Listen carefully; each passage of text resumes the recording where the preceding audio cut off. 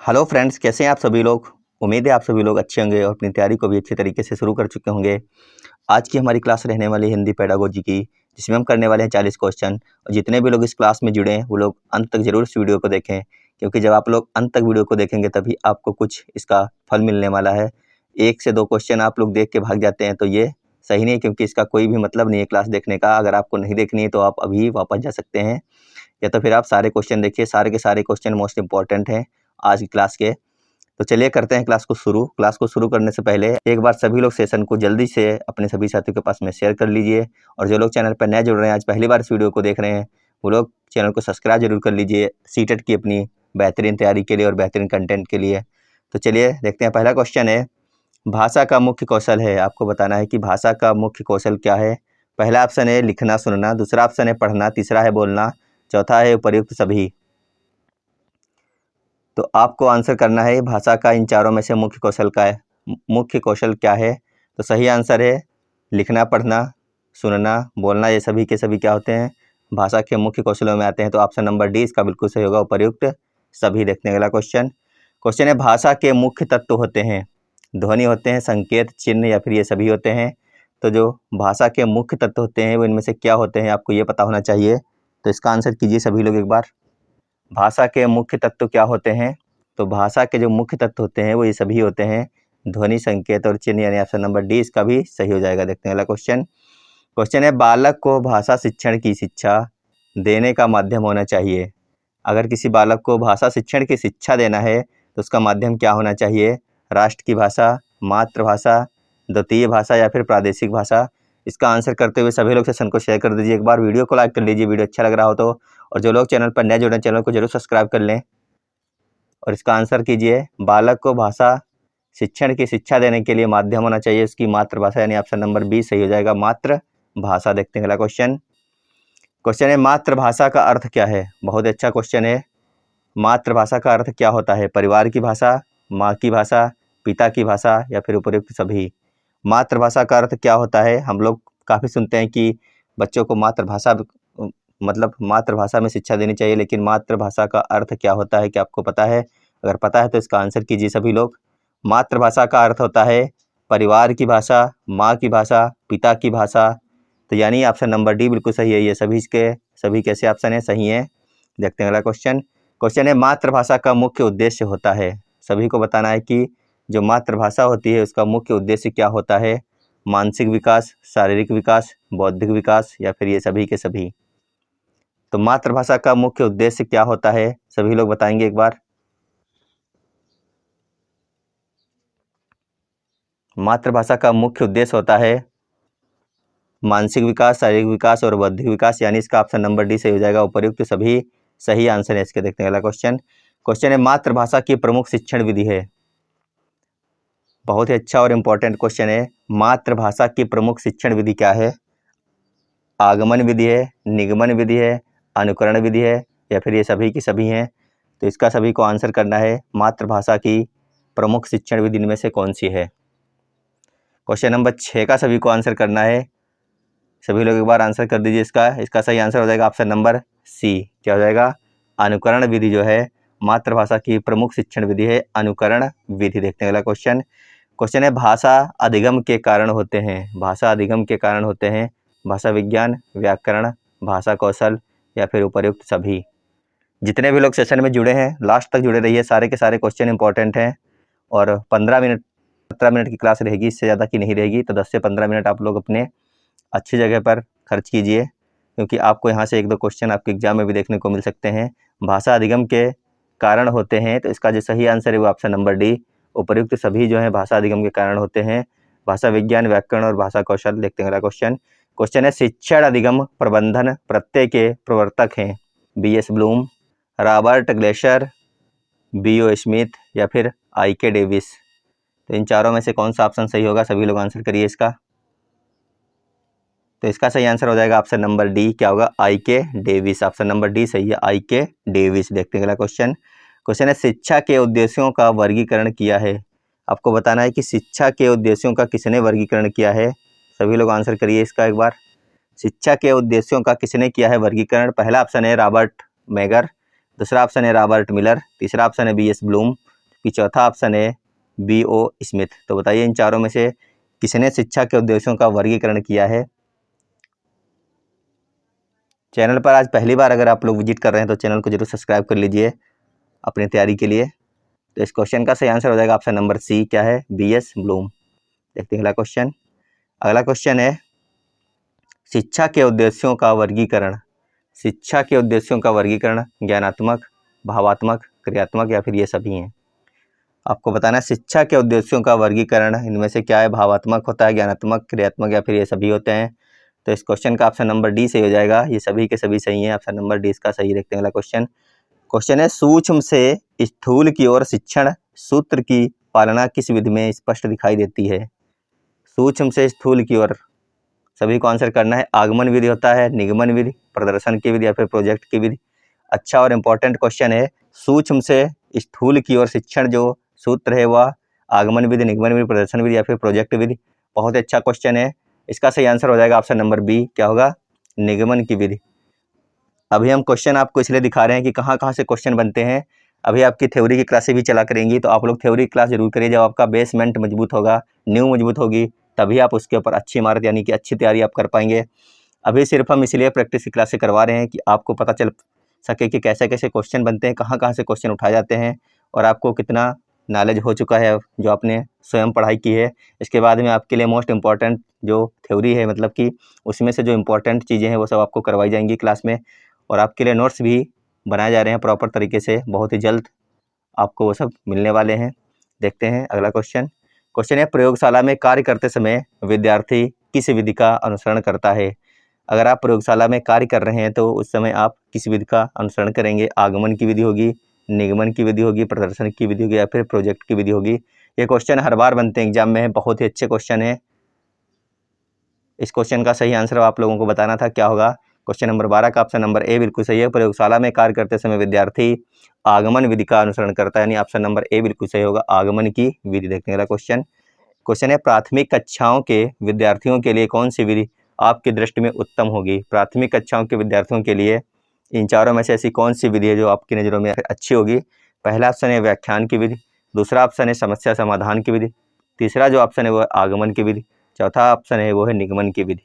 तो इन चारों में से आपको बताना था कि प्राथमिक कक्षाओं के विद्यार्थियों के लिए कौन सी विधि सबसे अच्छी और उत्तम होगी। तो इस क्वेश्चन का सही आंसर अगर आप लोगों ने सी सेलेक्ट किया है, आगमन की विधि, तो आपका बिल्कुल सही हो गया होगा। आगमन की विधि जो है प्राथमिक कक्षाओं के विद्यार्थियों के लिए सबसे उत्तम विधि मानी जाती है। देखते हैं अगला क्वेश्चन।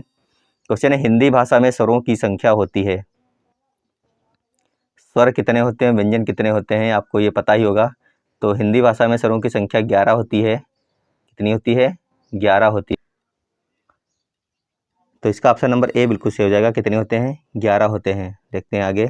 आगे हिंदी भाषा में मूल व्यंजनों की संख्या होती है। हिंदी भाषा में मूल व्यंजनों की संख्या कितनी होती है, मूल व्यंजन कितने होते हैं। मूल व्यंजन की बात की जाए 40, 47, 31, 33, तो मूल व्यंजन होते हैं 33। कितने होते हैं, 33, यानी कि 33 जो हैं वो मूल व्यंजन होते हैं। आप लोग इनको याद रखना, कितने होते हैं, 33 होते हैं मूल व्यंजन। चलते हैं आगे।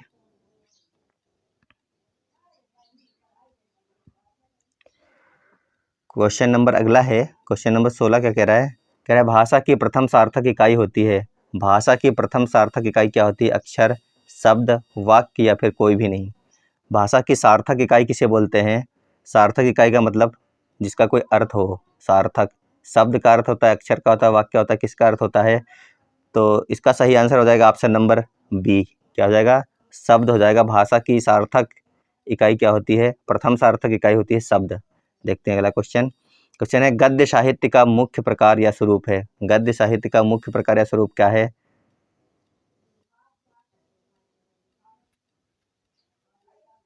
तो पहला ऑप्शन है सर्वनात्मक गद्य, दूसरा है वर्णात्मक गद्य, तीसरा है भावात्मक गद्य, चौथा ऑप्शन है उपयुक्त सभी। तो क्वेश्चन नंबर 17 का हो जाएगा ऑप्शन नंबर 1, क्या हो जाएगा, सर्वनात्मक गद्य जो है यह बिल्कुल सही आंसर है इसका।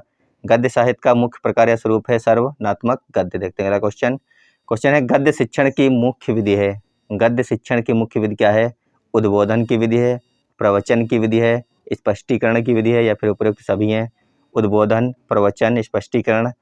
तो इस क्वेश्चन का सही आंसर हो जाएगा ऑप्शन नंबर डी, उद्बोधन, प्रवचन, स्पष्टीकरण, ये सभी की सभी क्या हैं, गद्य शिक्षण की मुख्य विधियां हैं। ऑप्शन नंबर डी बिल्कुल सही है। माध्यमिक स्तर पर गद्य शिक्षण की विधि प्रयोग में ली जाती है। माध्यमिक स्तर पर गद्य शिक्षण की विधि जो है वो प्रयोग में किस प्रकार ली जाती है, अर्थबोध विधि में, प्रवचन विधि में, स्पष्टीकरण विधि में, या फिर उपयुक्त सभी में। माध्यमिक स्तर पर जो ली जाती है वो सभी में ली जाती है, अर्थबोध भी होती है, प्रवचन भी होती है, स्पष्टीकरण भी होता है। तो ऑप्शन नंबर डी बिल्कुल सही होगा, उपयुक्त सभी। आगे है व्याकरण शिक्षण की मुख्य विधि है। व्याकरण के शिक्षण की मुख्य विधि क्या है, आगमन की विधि है, निगमन की विधि है, या फिर आगमन निगमन दोनों विधि हैं, या फिर इनमें से कोई भी नहीं है। तो आपको बताना था कि व्याकरण शिक्षण की मुख्य विधि इनमें से क्या है। क्वेश्चन नंबर 20 का हो जाएगा ऑप्शन नंबर 1, आगमन की विधि जो है या व्याकरण शिक्षण की मुख्य विधि मानी जाती है, आगमन की विधि। देखते हैं अगला क्वेश्चन है इकाई पाठ योजना के प्रवर्तक हैं। इकाई पाठ योजना के प्रवर्तक कौन है, किलपैट्रिक हैं, मॉरिसन है, या फिर ब्लूम है, या फिर डेविस हैं। क्वेश्चन नंबर 21 का सही आंसर बताइए क्या हो जाएगा। इकाई पाठ योजना के जो प्रवर्तक हैं वह हैं मॉरिसन, यानी ऑप्शन नंबर 20 का सही हो जाएगा मॉरिसन। चलते हैं अगले क्वेश्चन पर। सेशन में अगर आप जुड़े हुए हैं अभी तक और सेशन को शेयर नहीं किया तो एक बार सभी के पास में शेयर कर दीजिए। वीडियो को लाइक नहीं किया तो वीडियो को लाइक कर लीजिए। चैनल पर नए तो चैनल को सब्सक्राइब भी कर लीजिए। ये क्लास आपकी चल रही है हिंदी पेडागोजी की, जिसमें हम लोग करने वाले हैं 40 क्वेश्चन। आप लोगों को अंतिम तक बने रहना है क्लास में, इंपॉर्टेंट क्वेश्चन है सभी के सभी। अगला क्वेश्चन है हर्बर्ट की पंचपदी यानी कि पाठ योजना उपागम में कितने सोपान या पद हैं। हर्बर्ट की पंचपदी में कितने सोपान या पद हैं। पहला है 5, दूसरा है 6, तीसरा है 7 और चौथा ऑप्शन है 8। तो हर्बर्ट की पंचपदी में जो सोपान हैं वो हैं 5। कितने हैं, ऑप्शन नंबर ए सही होगा, 5 हैं। चलते हैं अगले क्वेश्चन पर। क्वेश्चन है भाषा शिक्षण में मूल्यांकन उपागम का प्रवर्तक है। भाषा के शिक्षण में मूल्यांकन उपागम का प्रवर्तक क्या है, मॉरिसन, किलपैट्रिक, बीएस ब्लूम, या फिर किकपैट्रिक। बड़ा ही अच्छा क्वेश्चन है। इसका जो सही आंसर है वो option number C BS Bloom हो जाएगा सही आंसर। अगला क्वेश्चन है वस्तुनिष्ठ परीक्षा की विशेषता नहीं है। इनमें से ये क्वेश्चन पूछा गया था पिछली बार एग्जाम में आपके, जो अभी हुआ है 21 और 22, उसमें पूछा गया था कि वस्तुनिष्ठ परीक्षा की विशेषता नहीं है। ये पूछा गया है, नहीं है। पहला विश्वसनीयता, दूसरा ऑप्शन है वैधता, तीसरा ऑप्शन है एक ही उत्तर होता है, चौथा ऑप्शन है कई उत्तर होते हैं। तो वस्तुनिष्ठ परीक्षा की विशेषता इनमें से क्या नहीं है। तो इस क्वेश्चन का सही आंसर हो जाएगा ऑप्शन नंबर डी, कई उत्तर होते हैं। ये गलत है। देखते हैं अगला क्वेश्चन है निम्न में से व्याकरण शिक्षण की विधि नहीं है। व्याकरण शिक्षण की नीचे में से ये जो ऑप्शन इनमें से कौन सी विधि नहीं है, सूत्र विधि, आगमन निगमन विधि, समवाय विधि है, या फिर व्यास विधि है। तो क्वेश्चन नंबर 25 का हो जाएगा सही ऑप्शन, ऑप्शन नंबर डी, व्यास विधि जो है यह व्याकरण शिक्षण विधि की विधि नहीं है, व्यास की विधि। अगला क्वेश्चन है रचना, कहानी, पद्य आदि की शिक्षा देने के साथ साथ ही प्रसंग व अवसरानुकूल व्याकरण की शिक्षा दी जाती है, यह विधि है। अवसरानुकूल व्याकरण की शिक्षा दी जाती है तो यह विधि है, यह कौन सी विधि है, समवाय विधि है, भाषा संसर्ग विधि है, आगमन विधि है, या फिर इनमें से कोई भी नहीं है। क्वेश्चन नंबर 26 का सभी को सही आंसर करना था। तो इसका जो सही आंसर है वो है ऑप्शन नंबर 1, समवाय विधि है। कौन सी है, समवाय विधि है। ऑप्शन नंबर 1 सही हो जाएगा, समवाय विधि। अगला क्वेश्चन है पाठ योजना निर्माण का सर्वाधिक लाभ मिलता है। अगर आप पाठ योजना का निर्माण कर रहे हैं तो सर्वाधिक लाभ किसको मिलेगा, विद्यार्थियों को, शिक्षक को, प्रधानाध्यापक को, या फिर किसी को भी नहीं। तो पाठ योजना का अगर आप निर्माण करेंगे तो सबसे ज़्यादा जो है लाभ मिलेगा किसको, शिक्षक को। ऑप्शन नंबर बी सही है इसका। आगे देखते हैं। क्वेश्चन है शिक्षण कौशलों के विकास के लिए व्यवस्था की जाती है। शिक्षण कौशलों के विकास के लिए कौन सी व्यवस्था की जाती है, सूक्ष्म शिक्षण की, इकाई योजना की, दल शिक्षण की, या फिर अभिक्रमित अनुदेशन की। तो इसका सही आंसर आप लोगों को बताना है क्या होगा। शिक्षण कौशलों के विकास के लिए व्यवस्था की जाती है, इसका सही आंसर हो जाएगा सूक्ष्म शिक्षण, यानी ऑप्शन नंबर ए सही है, सूक्ष्म शिक्षण की। किसकी, सूक्ष्म शिक्षण की। आगे देखते हैं। वाचिक अभिनय में किया जाता है। वाचिक अभिनय में क्या किया जाता है, विधिक बालकों द्वारा पात्रों के रूप में संवाद बोलना, दूसरा ऑप्शन है शिक्षक द्वारा अभिनय, तीसरा ऑप्शन है नाटक करना, चौथा ऑप्शन है इनमें से कोई भी नहीं। तो वाचिक अभिनय में क्या किया जाता है, इसका जो सही आंसर है हो जाएगा ऑप्शन नंबर 1, विविध बालकों द्वारा पात्रों के रूप में संवाद। ऑप्शन नंबर 1 सही है। देखते हैं अगला क्वेश्चन है एक समान शब्दों का उच्चारण सिखाने वाली विधि है। एक समान शब्दों का उच्चारण सिखाने वाली विधि कौन सी है? व्याकरण की अनुवाद विधि, या फिर ध्वनि साम्य विधि, या फिर उच्चारण की विधि, या फिर अनुकरण की विधि। तो इस क्वेश्चन का सही आंसर क्या होगा? एक समान शब्दों का उच्चारण सिखाने वाली जो विधि होती है वह होती है ध्वनि साम्य विधि, यानी ऑप्शन नंबर बी सही है, ध्वनि साम्य विधि। देखते हैं अगला क्वेश्चन। अगला क्वेश्चन कह रहा है बालक को किस सोपान से पता चलता है कि उसे क्या पढ़ना है? बालक को किस सोपान से पता चलता है कि उसे क्या पढ़ना है? अनुकरण वाचन से, या फिर आदर्श वाचन से, प्रस्तावना से, या फिर स्पष्टीकरण से। तो सभी लोग आंसर कीजिए एक बार इसका। बालक को किस सोपान से पता चलता है कि उसे क्या पढ़ना है? तो इसका सही आंसर हो जाएगा ऑप्शन नंबर सी, प्रस्तावना से उसको पता चलता है। देखते हैं अगला क्वेश्चन। क्वेश्चन है निम्न में से भाषा का आधारभूत कौशल नहीं है। इनमें से भाषा का आधारभूत कौशल क्या नहीं है? सुनना, बोलना, पढ़ना, या फिर विचार करना। तो आधारभूत कौशल इन चारों में से जो नहीं है वह है विचार करना। बाकी सुनना, बोलना, पढ़ना ये आधारभूत कौशल है, विचार करना इसके अंतर्गत नहीं आता है। अगला क्वेश्चन है हर्बट की पंचपदी का पद नहीं है। हर्बट की जो पंचपदी उसका पद क्या नहीं इनमें से है? प्रस्तावना नहीं है, प्रस्तुतिकरण नहीं है, पुनरावृत्ति नहीं है, या फिर तुलना करना नहीं है। तो इन चारों में से आपको बताना है सही आंसर क्या होगा। हर्बट की पंचपदी का इनमें से कौन सा पद नहीं होगा? तो इसका जो सही आंसर है वो है पुनरावृत्ति, यानी ऑप्शन नंबर सी बिल्कुल सही हो जाएगा, पुनरावृत्ति। देखने वाला क्वेश्चन। क्वेश्चन है कविता शिक्षण की विधि नहीं है। कविता शिक्षण की इनमें से कौन सी विधि नहीं है? रसास्वादन, व्याख्या विधि, गीताभिनय विधि, या फिर अनुकरण की विधि। तो कविता शिक्षण की जो विधि नहीं है इन चारों में से कौन सी नहीं है? सभी लोग इसका आंसर करेंगे एक बार। तो कविता शिक्षण की जो विधि नहीं है वह है अनुकरण की विधि, यानी ऑप्शन नंबर डी सही होगा। अनुकरण की विधि जो है कविता शिक्षण की विधि में नहीं आता है, तो इसका हो जाएगा ऑप्शन नंबर डी। देखते हैं अगला क्वेश्चन। भाषा संसर्ग विधि उपयोगी है पद्य शिक्षण में, गद्य शिक्षण में, व्याकरण में, लेखन में। भाषा संसर्ग विधि किसमें उपयोगी है? पद्य, गद्य, व्याकरण, लेखन। तो इस क्वेश्चन का सही आंसर हो जाएगा ऑप्शन नंबर सी, भाषा संसर्ग विधि उपयोगी है व्याकरण में। अगला क्वेश्चन है वह कौन सा वाचन है जो गद्य में प्रयुक्त होता है परंतु पद्य में नहीं? आपको बताना है वह कौन सा वाचन है जो गद्य में तो प्रयुक्त होगा लेकिन पद्य में नहीं। मौन वाचन, आदर्श वाचन, अनुकरण वाचन, संवेद वाचन। वह कौन सा वाचन है जो गद्य में प्रयुक्त होगा लेकिन पद्य में नहीं? तो इस क्वेश्चन का सही आंसर हो जाएगा ऑप्शन नंबर ए, क्या होगा? मौन वाचन। देखते हैं अगला क्वेश्चन। क्वेश्चन है दल शिक्षण में शिक्षकों की संख्या होती है एक से अधिक, शिक्षक का भाव, 20 शिक्षक, या फिर इनमें से कोई भी नहीं। इंपॉर्टेंट क्वेश्चन था ये। दल शिक्षण में शिक्षकों की जो संख्या होती है वो कितनी होती है? वो एक से अधिक होती है, यानी ऑप्शन नंबर ए इसका बिल्कुल सही हो जाएगा, एक से अधिक। अगला क्वेश्चन है कौन सी विधि संस्कृत से हिंदी शिक्षण में आई? कौन सी ऐसी विधि जो संस्कृत से आई है हिंदी शिक्षण में? समवाय विधि है, कहानी कथन की विधि है, सूत्र की विधि है, या फिर इनमें से कोई भी नहीं है। क्लास में जुड़े हुए हैं तो क्लास को जरूर लाइक कर दीजिएगा अगर अच्छी लग रही हो तो, और अगर सेशन को शेयर नहीं किया तो शेयर कर दीजिएगा। पहली बार क्लास देख रहे हैं तो चैनल को जरूर सब्सक्राइब करिए अपनी सीटेट की बेहतरीन तैयारी के लिए। इस क्वेश्चन का सही आंसर ऑप्शन नंबर सी, कौन सी विधि संस्कृत से हिंदी शिक्षण में आई है? तो वो आई है सूत्र की विधि। कौन सी आई है? सूत्र की विधि जो है संस्कृत से हिंदी शिक्षण में आई है, आप लोग इसको याद रखेंगे। अगला क्वेश्चन है जब शिक्षक द्वारा हाथ में पुस्तक लेकर वाचन कराया जाता है तो उसे कहते हैं? कोई शिक्षक जब पुस्तक को हाथ में पकड़कर पढ़ाता है तो उसको क्या कहते हैं? अनुकरण वाचन, आदर्श वाचन, मौन वाचन, संवेद वाचन। तो सारे के सारे ऑप्शन इसके काफ़ी अच्छे हैं इस क्वेश्चन के। शिक्षक द्वारा हाथ में पुस्तक लेकर वाचन कराया जाता है तो उसको हम क्या बोलते हैं? उसको बोलते हैं आदर्श वाचन, यानी ऑप्शन नंबर बी बिल्कुल सही होगा, आदर्श वाचन। आज का अंतिम क्वेश्चन है आज की क्लास का। वह प्रविधि जिसमें विद्यार्थी अपना अध्ययन कार्य अध्यापक की देखरेख में पूर्ण करते हैं कहलाती है?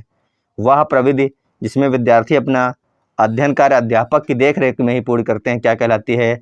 स्वाध्ययन, या फिर गृह कार्य, या फिर पर्यवेक्षित अध्ययन, या फिर मौखिक कार्य। तो सभी लोग इसका आंसर कर दीजिए। अंतिम क्वेश्चन है ये, इसका जो सही आंसर होगा वो जाएगा पर्यवेक्षित अध्ययन, यानी ऑप्शन नंबर सी बिल्कुल सही होगा। तो दोस्तों बताना आप लोग कमेंट बॉक्स में कि आज की हमारी यह क्लास आपको कैसी लगी। अगर क्लास अच्छी लगी तो वीडियो को जरूर लाइक करिएगा, सेशन को जरूर शेयर करिएगा सभी के पास में। नए जुड़े थे अगर आप आज हमारी इस क्लास में पहली बार आए हैं हमारे चैनल पर तो जरूर चैनल को सब्सक्राइब करिएगा सीटेट की तैयारी के लिए। तो मिलते हैं अगली क्लास में, जब तक के लिए आप लोग अपनी तैयारी को करते रहिए। धन्यवाद, बाय बाय।